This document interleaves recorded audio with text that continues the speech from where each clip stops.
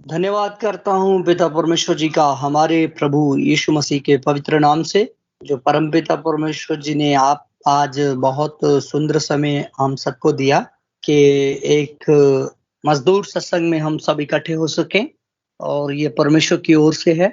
और सुबह हम बात कर रहे थे कि व्हाट्सएप से करें या कैसे करें, लेकिन पिता ने मन में डाला स्काइप पे करें ताकि और भी लोग शामिल हो सकें। तो परमेश्वर ने सबको शामिल भी किया। मैं आप सबको परमेश्वर ने शामिल करने के लिए मैं धन्यवाद देता हूँ परमेश्वर को, यीशु मसीह के पवित्र नाम से, आज के बहुत अच्छे दिन के लिए। और हमारे अगुवाओं के लिए भी मैं बहुत धन्यवादी हूँ, संगत सिंह बेंच जी, राजसुदन सर जी के लिए और सुरजन जी के लिए भी, क्योंकि उनके मन में परमेश्वर ने ये डाला कि हम ये सत्संग कर सकें, आज का मज़दूर सत्संग इकट्ठे हो सकें। इस चीज़ के लिए परमेश्वर को बहुत धन्यवाद देते हैं। और अपने अगुवाओं के लिए इस वास्ते के उन्होंने हमें अच्छी-अच्छी बातों को सिखाया है और ऐसी बातें नहीं जो हमें अहंकारी बनाएँ या लालची बनाएँ या आप स्वार्थी बनाएँ। ऐसी-ऐसी बातें जो हमें मसीह बनाएँ। हम जानते हैं मसीह कैसा था, मसीह का स्वभाव कैसा था, मसीह का चाल-चलन कैसा था, ये सब हम जानते हैं। और हम मसीह को तो देखा नहीं, ना ही पिता परमेश्वर को देखा है और उनका चाल-चलन तो हमने बस पढ़ा है। और मैं जानता हूँ कि पढ़ने से इतना नहीं होता है इंसान पे असर, जितना देखने से होता है। जितना देखने वाली चीज़ें इंसान को प्रभावित करती हैं, इतना ऐसे पढ़ने वाली नहीं। और मैं आपको बताऊँ कि हमने अपने अगुवाओं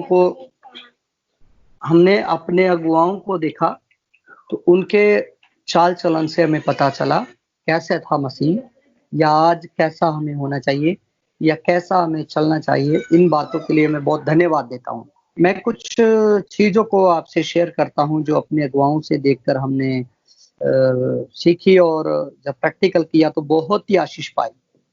जैसे हमने देखा कि हमारे संगत सिंह बेंस जी जो हैं, वो भाषा भी नहीं जानते थे इस देश की कोई, और उस देश को छोड़कर इस देश में आए, जब भाषा भी नहीं जानते थे, तब भी मन में ये रखा परमेश्वर सब सिखाएँगे। हम तो देखो अपनी ही भाषा में बोलने के लिए कितना हिचकिचाते रहते हैं, कितना शर्माते रहते हैं या कभी-कभी कई लोगों को देखा ढीठ हो जाते हैं, बस सुन के ही टाइम पास करेंगे, ऐसे भी नहीं। सब जिनमें आत्मा है वो लोग बोलते हैं, जिनमें आत्मा है वो लोग बोलते हैं, वो चुप नहीं कर सकते हैं। हम सब तो मसीह है ना, हम तो जान गए कि हम सब मसीह हैं। और मैं सोचता हूँ अगर मसीह यहाँ अगर अमृतसर में या दिल्ली में या इंडिया में होगा, तो उसके नाम की धूम नहीं मच जाएगी? क्या वो आकर बैठ जाएगा? जहाँ पर भी होगा वहाँ पता ही नहीं चलेगा कि यहाँ एक मसीह जी आ गए हैं। मसीह तो जहाँ पर था, वहाँ पर तो तहलका मच जाता था।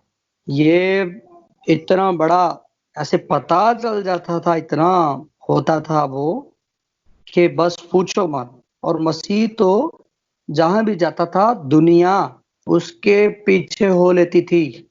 आप मत्ती, मरकुस, लूका, योना में पढ़ के या सुन के देखा होगा कि यीशु मसीह तो जहाँ भी रहता था, वहाँ पर आनंद आ जाता था। ऐसे हो जाता था जैसे यहाँ पर मेला लगा हुआ है, बहुत बड़ा मेला। जैसे हमारे हिंदुस्तान में बोलते कुंभ का मेला, ऐसे हो जाता था जहाँ भी यीशु मसीह जाते थे। और जहाँ जिस जगह को छोड़कर यीशु आगे बढ़ जाते थे, उनके पीछे-पीछे चाहे वो कितना भी दूर हो वो स्थान, उनके पीछे-पीछे लोग आ जाते थे। और उन लोगों के पास गाड़ियाँ नहीं होती थी। सबके पास बैलगाड़ी या घोड़ा या ऊँट या गधा सबके पास नहीं होता था। ज़्यादा पब्लिक पैदल जाने वाली होती थी।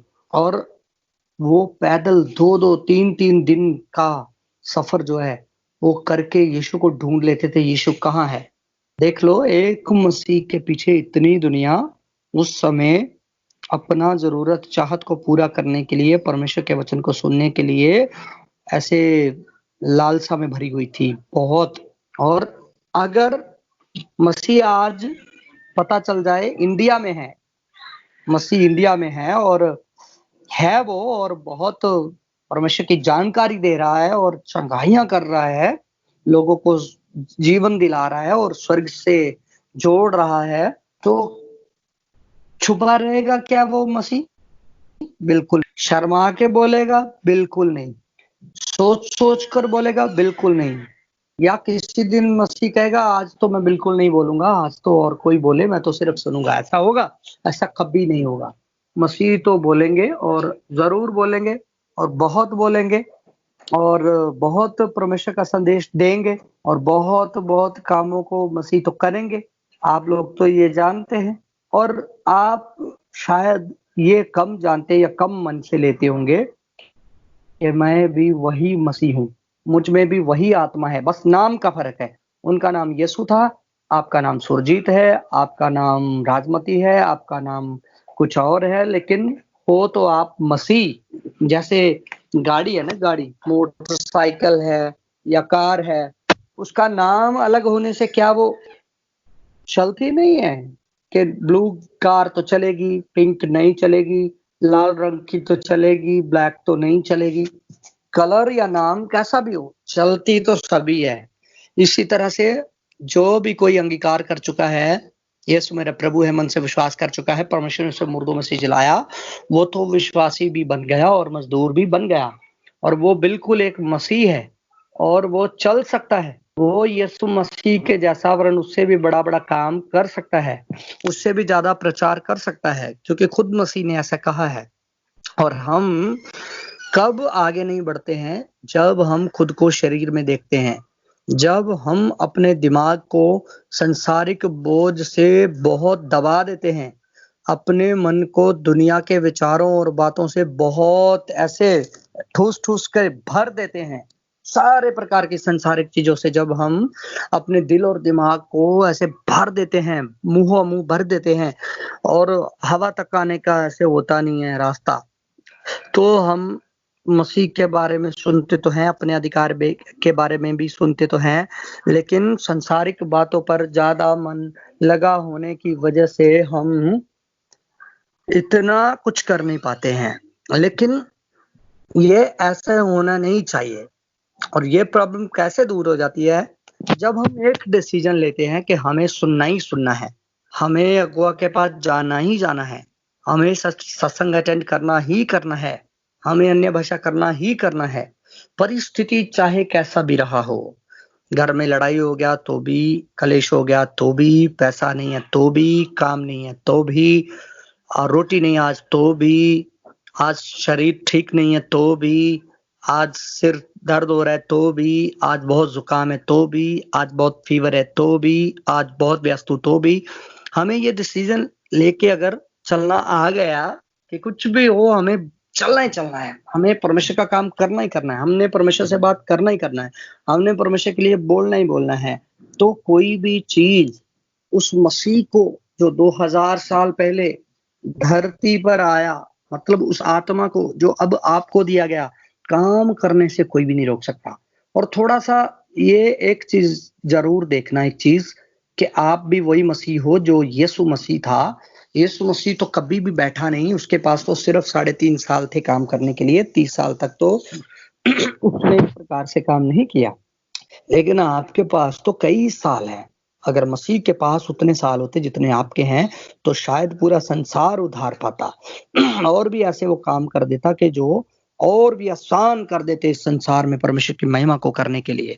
लेकिन ये भी एक परमेश्वर की इच्छा है कि मसीह तो सिर्फ़ साढ़े 3 साल करे और बाकी का सारा समय तो आप करो। तो आप अपने आप को जैसे विश्वास करते हो, मैं अभी विश्वासी हूँ, मैं परमेश्वर का बच्चा हूँ, बच्ची हूँ, परमेश्वर अभी मेरा पिता है। इस बात में भी बहुत तगड़ा विश्वास करना है कि अभी मैं तो राजदूत हूँ, अभी मैं तो चुना हुआ हूँ, अभी मैं तो परमेश्वर के दाहिने हाथ हूँ, अभी मैं तो मसीह से कुछ कम नहीं हूँ, अभी मैं तो बोल सकता हूँ, मैं तो चंगाई कर सकता हूँ, मेरे पास तो खेत हैं, पके हुए खेत बहुत हैं, मज़दूर है और आप ऐसे चाहत करके अंगीकार कर सकते हो। अगर कुछ दिमाग में नहीं आ रहा है, कुछ चाहत का समझ नहीं आ रहा है, क्या चाहत करूँ? तो पिता से बात कर सकते हैं और पिता आपको चाहत दे सकते हैं, आपके मन में डाल सकते हैं। जैसे फिलिपियर 2 की 13 में लिखा है कि परमेश्वर ही है जो आपके मन में सुइच्छा डालते हैं और उसे पूरा करने का प्रभाव भी डालते रहते हैं। तो परमेश्वर डालते रहते हैं का मतलब है डालता रहेगा, ऐसा नहीं एक बार डाल दिया उसके बाद नहीं, एक बार चंगाई कर दिया उसके बाद नहीं। परमेश्वर तो ये करते रहेंगे। तो आप चाहत कर सकते हो ना? अपने घर के सारे लोगों के लिए परमेश्वर आप इन सब को एक मन कर चुके हो। आप इन सब से अपनी महिमा ले चुके हो। मेरे हस्बैंड से, मेरी पत्नी से घर में और हस्बैंड से बाहर, बच्चों से स्कूल में आप अपनी महिमा को करा चुके हो, लोगों का उद्धार करवा चुके हो, लोगों को परमेश्वर के साथ जोड़ चुके हो, तो परमेश्वर ये करेंगे। फिर आप अपने रिश्तेदारों के लिए भी ऐसे चाहत कर सकते हो, माँग सकते हो। फिर आप जहाँ-जहाँ पर है ना जाते हो, आप वहाँ से भी परमेश्वर से माँग सकते हो। आपको पता है मैं तो कई साल पहले परमेश्वर से ये माँग रखा, मुझे शिमला, मंसूरी, कुल्लू मनाली, डलहौज़ी ऐसे टूरिस्ट एरिया से भी परमेश्वर आपके मज़दूर चाहिए। तो मैं जानता हूँ कि परमेश्वर हमको वहाँ से भी देंगे, ये पक्का है ये। वहाँ पर भी लीडर्स मीटिंग, मज़दूर सत्संग बहुत-बहुत होंगे शिमला में, कुल्लू मनाली में, चंडीगढ़ में, मंसूरी में, डलहौज़ी में, क्योंकि परमेश्वर ये कर सकते हैं। कश्मीर में, जम्मू में, परमेश्वर तो ये कर सकते हैं। परमेश्वर तो नहीं कहते कि उस इलाके में तो बहुत मुश्किल है, उस इलाके में तो बहुत कट्टरपंथिता है, उस इलाके में तो बहुत परमेश्वर को ऐसे घूरने वाले लोग हैं, यीशु को नफ़रत करने वाले लोग हैं। नहीं, उस एरिया में तो टेररिस्ट एरिया है, वहाँ तो पता नहीं कब बॉम्ब चल जाता है। परमेश्वर तो ये नहीं सोचते हैं, परमेश्वर तो ये नहीं कहते। परमेश्वर तो हर एक एरिया में, हर एक मनुष्य के द्वारा काम करने का सामर्थ्य रखते हैं और परमेश्वर चाहते हैं आप कामों को करें, आपसे परमेश्वर के काम हो, आपसे परमेश्वर की महिमा हो और ये शुरू हो जाता है हमारे अंगीकार करने से। जब हम अंगीकार करते हैं, तो शास्त्र में लिखा है जो मनुष्य के अंदर है वो बाहर निकलेगा, बाहर वो ही दिखाई देगा। तो आप जैसे अंगीकार कर लिया, चाहत कर लिया, तो वो परमेश्वर के दिल तक गया और वो पूरा भी हो जाएगा। ऐसे नहीं है, पूरा नहीं होएगा। परमेश्वर तो कहते हैं बस आप बोलो, जैसे मैं बोलता हूँ। परमेश्वर कहते हैं जैसे मैंने अंधकार को कहा उजियाला हो, तो उजियाला हो गया। उसने पानी को कहा अलग-अलग हो जाओ, तो अलग-अलग हो गए। उसने कहा ज़मीन दिखाई दे, तो भूमि दिखाई देना शुरू हो गया। ये परमेश्वर ने देख लो कि कितना कुछ बोलकर ही बना दिया। तो परमेश्वर कहते हैं आप भी ऐसे बोल सकते हो। परमेश्वर कहते हैं आप भी ऐसे प्रकट कर सकते हो। परमेश्वर कहते हैं आप भी ऐसे चीज़ों को प्रकट होने का सामर्थ्य रखते हो। आपसे भी ये हो सकता है, जैसे मैंने कहा उजाला हो आपसे मैं और हो गया और आपसे भी हो जाएगा। कुछ मुश्किल काम तो है नहीं। परमेश्वर ने तो अधिकार दिया है ना, ऐसे नहीं है सिर्फ बात किया है। अधिकार के लिए परमेश्वर कहेंगे सॉरी मैंने अधिकार तो नहीं दिया है, मैंने तो सिर्फ बात किया है। परमेश्वर तो ऐसे नहीं कहते हैं। और आप जो कुछ भी करते हैं, बस ये आपको एक चीज़ पता होना चाहिए कि आप उसमें पक्के होने चाहिए। उदाहरण के तौर पे, आपने धरती पर जन्म ले लिया, तो आपने तो पक्की तरह से ले लिया ना। ऐसे तो नहीं है कि आपने जन्म ले लिया लेकिन अभी आपको अच्छा नहीं लगा तो आप कहेंगे अभी मेरे को मरना है। हाँ, ऐसे तो नहीं होता है। जीने की इच्छा शक्ति तो हर एक मनुष्य में, जीव जंतु में इतनी स्ट्रॉन्ग होती है कि पूछो मत। मृत्यु कई साल तक कोशिश करती रहती है, लेकिन कामयाब नहीं हो पाती है। इतना स्ट्रॉन्ग डिसीजन होता है हमारे जीने की चाहत का। इसी तरह से जैसे आप घर बनाने के लिए चाहत करते हो, तो वो कितना स्ट्रॉन्ग होता है ना आपका चाहत। आपको तो मिल जाता है घर, गाड़ी के लिए आप चाहत करते हो, है ना? तो कितना स्ट्रॉन्ग चाहत होता है कि 10-20 हज़ार का, 5,000 का सोना लेने के लिए आप कई बार तरस जाते हो और सोचते हो सोना पता नहीं क्या भला है। हालाँकि आपके घर में सोने से भी कहीं अधिक कीमती चीज़ें होती है। सोना तो आप 10,000 का भी लेके पहनते हो, 5,000 का भी लेके पहनते हो, 25 और 30,000 का भी लेके पहनते हो। लेकिन कभी-कभी क्या सोचते हैं, सोना तो अमीर लोगों के पास है, सोना तो हमारे पास कभी नहीं आ सकता है, सोना तो लाना बड़ा मुश्किल है। लेकिन हम ये नहीं देखते कि सोने से भी महँगी ना जाने कितनी चीज़ें हमने ले रखी है और सोने से भी महँगे पता नहीं कितनी बार हमने फ़ोन्स लेके खराब भी कर लिए हैं, तोड़-फोड़ भी लिए हैं। जिस चीज़ के लिए हमारी चाहत कमज़ोर होती है ना, वो होता नहीं। जैसे सोने के लिए हमारी चाहत कमज़ोर होती है, क्यों? क्योंकि लोग बोलते रहते हैं, सोना कहाँ बनता है? सोना तो बड़ी मुश्किल से बनता है। लेकिन हमने देखा है कि सोने से भी महँगे ना जाने कितनी बार हमने फ़ोन लेके तोड़ लिए हैं। फ़ोन क्यों ले पाते हम 10,000 का, 20,000 का, 18,000 का, लेकिन हमारे हाथ में 5,000 का एक रिंग भी नहीं होता है, 10,000 का रिंग भी नहीं होता है। ये क्यों होता है? क्योंकि हम अपनी सोच और विचार में और अंगीकार में सोने को बहुत कीमती और मुश्किल हासिल करने वाली चीज़ समझते हैं या हीरे को। लेकिन हम फ़ोन के लिए सोने के लिए तो हम बड़ी कमज़ोर चाहत रखते हैं, लेकिन फ़ोन के लिए, फ्रिज के लिए, एलईडी के लिए, हम बाइक के लिए बहुत तेज़ चाहत रखते हैं, तो 1 डेढ़ लाख का बाइक भी ले लेते हैं और 70-80 हज़ार, 90 हज़ार का एक्टिवा भी ले लेते हैं और अपने घर में 25-30 हज़ार, 50 हज़ार का फ्रिज भी ले लेते हैं और घर भी ले लेते हैं। लेकिन ये किस चीज़ से होता है? हमारे एक डिसीज़न से कि करना है और करने के लिए हम मेहनत को कभी कम नहीं करते और ये 2 चीज़ें मिलके हमारे लिए सब कुछ को प्रकट कर देती हैं। इसी इसी तरह आपको बड़े ही मन से, बड़े ही शौक से, बड़ी ही खुशी से, बड़े ही ऐसे थोड़ा स्ट्रॉन्ग मन बनाने से कहना होगा, मैं मज़दूर हूँ, मैं परमेश्वर का चुना हुआ हूँ, मैंने परमेश्वर का काम करना है, मैं उसके कामों के लिए हूँ और मेरे द्वारा काम होना ही होना है, होना पड़ेगा, मेरे लिए मज़दूर प्रकट होना पड़ेगा, मेरे लिए बहुत खेत हैं, मैं चुना हुआ हूँ और मुझसे कोई काम कठिन है नहीं, क्योंकि पिता परमेश्वर मेरे अंदर काम करते हैं। ऐसे वाला चाहत जब आप लगा के चलते हो, तो सच में आपके द्वारा बड़े कामों को होने से कोई भी रोक नहीं सकता है। आपके द्वारा तो कामों को होना मतलब होना पड़ेगा। कोई चीज़ आपके द्वारा परमेश्वर के कामों को होने के लिए रोक नहीं सकती है। क्योंकि जब यीशु मसीह ने अपने चेलों को बताया कि तुम मेरे जैसे वरन मुझसे भी बड़े काम करोगे, ये बात जब यीशु बोल रहे थे तो उनके चेले तो ऐसे जैसे बच्चे खेल रहे हैं और सुन रहे हैं और पता नहीं क्या कह रहे हैं पिताजी। लेकिन जब उन्होंने अपने मन में विश्वास के साथ, आत्मा के साथ इन चीज़ों को लिया, तो खुद भी वो हैरान हो गए कि कैसे-कैसे अद्भुत बड़े-बड़े कामों को परमेश्वर ने उनके द्वारा किया। आज आप सबके लिए भी सेम है। आप खाली चाहत करना है, अंगीकार करना है, मन की आशा को, मन की धुन को जो आप बोलते हो उस ओर लगा के रखना है, तो निश्चय ही परमेश्वर अपने बड़े-बड़े कामों को आपके द्वारा प्रकट करेंगे और उन कामों को प्रकट होने के लिए कोई भी रोक नहीं सकता है, कोई भी रुकावट नहीं कर सकता है। और मैं आपको एक और भी बात बताना चाहता हूँ, जब जहाज आसमानों पे उड़ता है, तो आसमान में कोई भी बादल ऐसा नहीं जो जहाज को रोक पाए। जब रॉकेट उड़ता है, तो वो धरती के गुरुत्वाकर्षण को, ग्रेविटी को चीर कर निकल जाता है। गुरुत्वाकर्षण को और ग्रेविटी को चीर कर निकल जाता है। इतना ऐसे इतना वज़न लेके भी उड़ जाता है और ग्रेविटी को भी ऐसे उल्लंघन करके चला जाता है, जब वो चाहता है। हम भी ऐसे ही हैं।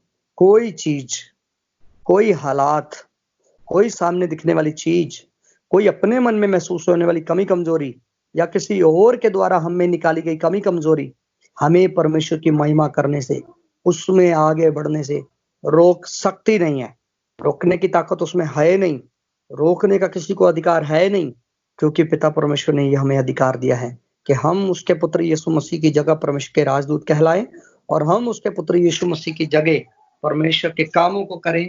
ऐसी चीज़ों के लिए परमेश्वर ने आपको और मुझे चुना है। आपको और मुझे परमेश्वर ने ऐसी चीज़ों के लिए, ऐसे कामों के लिए चुना है और हम परमेश्वर के कामों को करना है। बड़े मन से, बड़ी खुशी से, बड़े उत्साह से, बड़े लगन से और कंटिन्यू।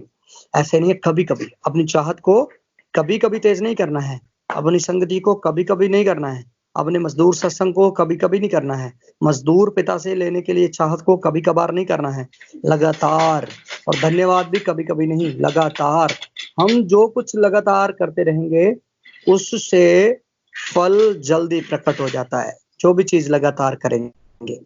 और मैं विश्वास करता हूँ कि स्वर्ग और पृथ्वी का स्वामी आप सबको अपनी चाहत से भर चुका है। आप सबको अपनी स्वर्ग से नई-नई योजनाएँ दे चुका है। अपनी इच्छाओं को परमेश्वर आपके मन में डाल चुका है और परमेश्वर अपनी योजना